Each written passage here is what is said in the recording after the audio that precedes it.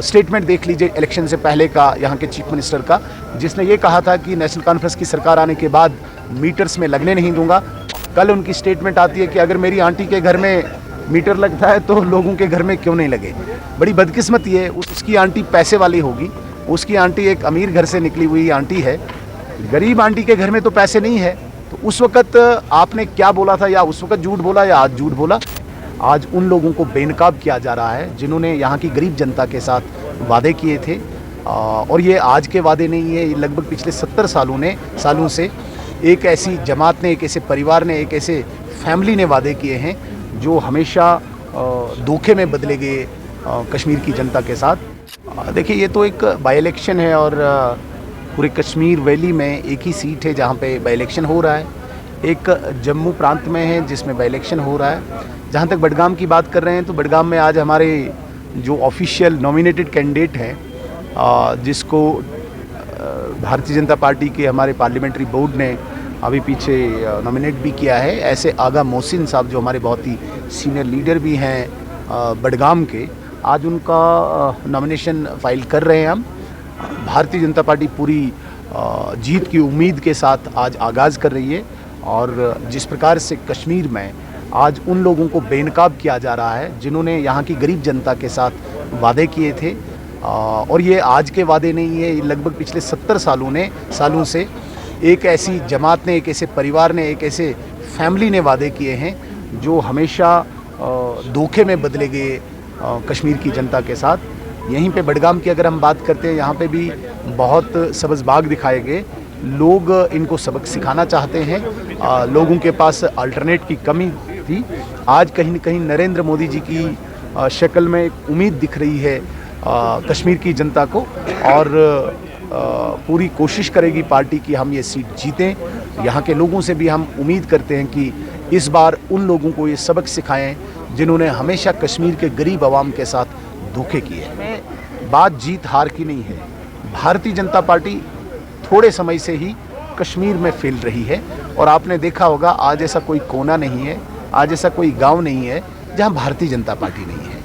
तो इसका हमें कोई मलाल भी नहीं है कि हमें कोई सीट नहीं मिली, लेकिन इस बात की हमें खुशी है कि आज हर गांव में भारतीय जनता पार्टी को लोग एक्सेप्ट कर रहे हैं। भारतीय जनता पार्टी और नरेंद्र मोदी जी की पॉलिसीज़ को लोग एक्सेप्ट कर रहे हैं। ये सीट जीतने में कब बदले इसका हमें इंतज़ार है। लेकिन जहाँ तक बडगाम के बाई इलेक्शन की बात हम करते हैं, अभी नेशनल कॉन्फ्रेंस एक्सपोज हुई है। एक परिवार जिसे हम अब्दुल्ला परिवार कहते हैं, वो एक्सपोज हुआ है लोगों के सामने।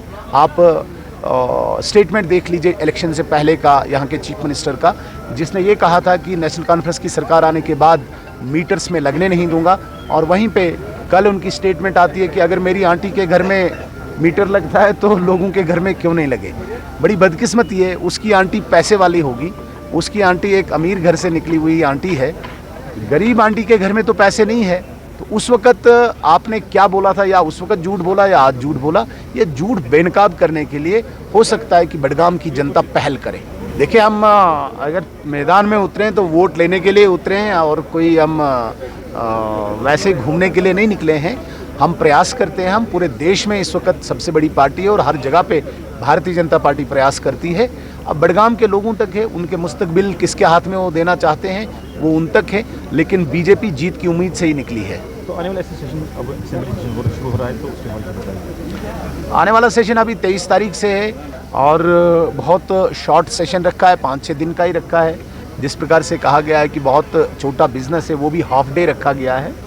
देखिए, लोगों की उम्मीदें जो होती है, लोगों की एक्सपेक्टेशंस, एस्पायरेशंस जो होती हैं, वो इलेक्टेड रिप्रेजेंटेटिव्स के द्वारा एक हाउस में डिस्कस की जाती है, और सरकार उस पर अमल करती है, काफ़ी चीज़ों पे काफ़ी पे नहीं करती है।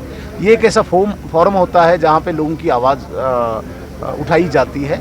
अब देखते हैं, ये जो असेंबली सेशन अभी रखा गया है, भारतीय जनता पार्टी अपोजिशन में है, विपक्ष में है, और हमसे बहुत ज़्यादा लोगों को उम्मीदें हैं।